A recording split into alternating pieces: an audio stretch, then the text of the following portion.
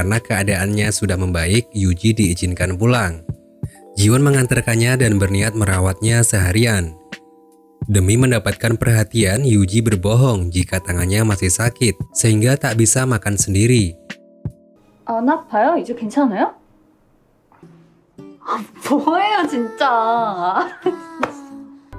Untuk malam ini saja, Yuji meminta Jiwon untuk menginap di rumahnya. Jiwon menyetujui karena ia ingin memastikan Yuji tidak mengalami kesulitan karena tangannya masih sakit. Keesokan harinya, Jiwon kepikiran mengenai kasus perselingkuhan suaminya Juran. Jiwon berniat membantu wanita itu untuk keluar dari nasib buruknya. Bahkan Jiwon bersama polisi membantu untuk membongkar suaminya yang sedang berselingkuh. Kejadian di rumah Juran sama persis dengan kejadian yang pernah Jiwon alami di masa lalu, di mana saat membuka pintu apartemennya ia melihat hil merah yang ia gunakan oleh Sumin.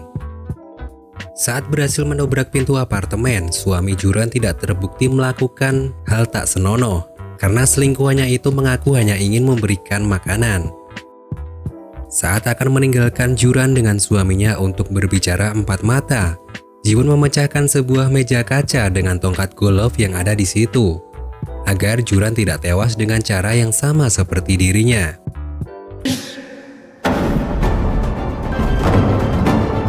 Dugaannya pun benar setelah Juran menampar suaminya dan mengeluarkan isi hatinya.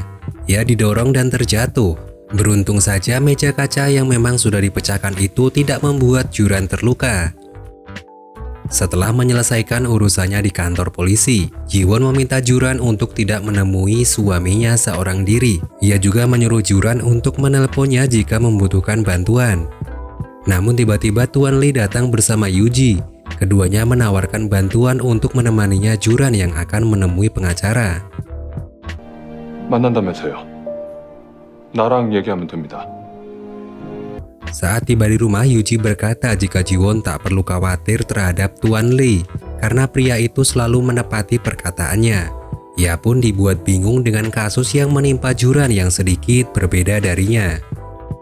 Jiwon saat itu mencari ide. Ia pun berkata jika dirinya harus merayu Min Hwan dan membuat Min Hwan berpikir untuk menghabisi istrinya. Hal itu harus ia lakukan supaya Juran tidak tewas. Yuji yang mendengar hal itu pun hanya menyerahkan semuanya kepada Jiwon dan akan membantunya jika memang diperlukan. Keesokan harinya mereka pun melancarkan aksinya. Jiwon menggunakan heels merah yang pernah Sumin berikan. Ia berangkat menuju kantor seperti biasa.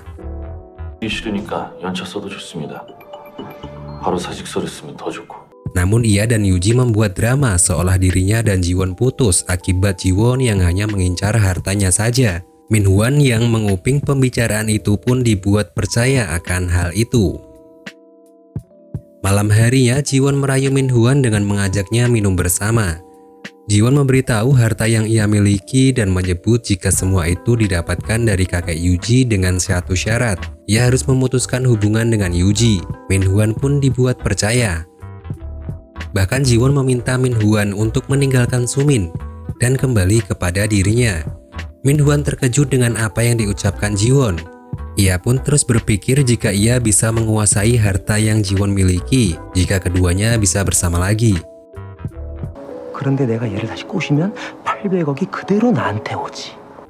Saat pulang ke rumah, Min Hwan berkata kepada Sumin jika rumah tangganya harus diakhiri.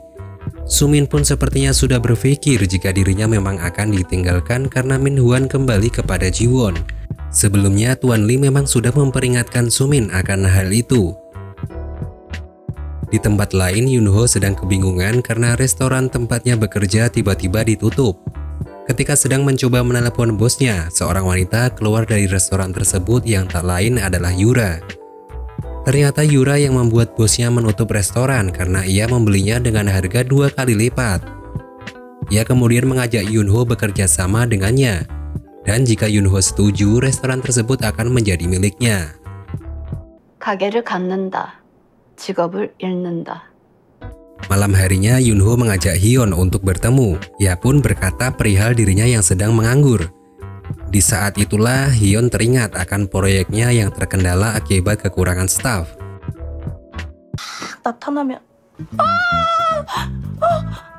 Keesokan harinya Yunho menemui Jiwon di kantor untuk membicarakan mengenai pekerjaannya. Saat itu Yunho juga memberitahu soal wanita yang ia temui dan mengajaknya bekerja sama. Setelah mengetahuinya, Jiwon bergegas memberitahu Yuji akan hal itu. Yuji pun seolah paham dan diam-diam ia menemui asisten Yura untuk menanyakan keberpihakannya.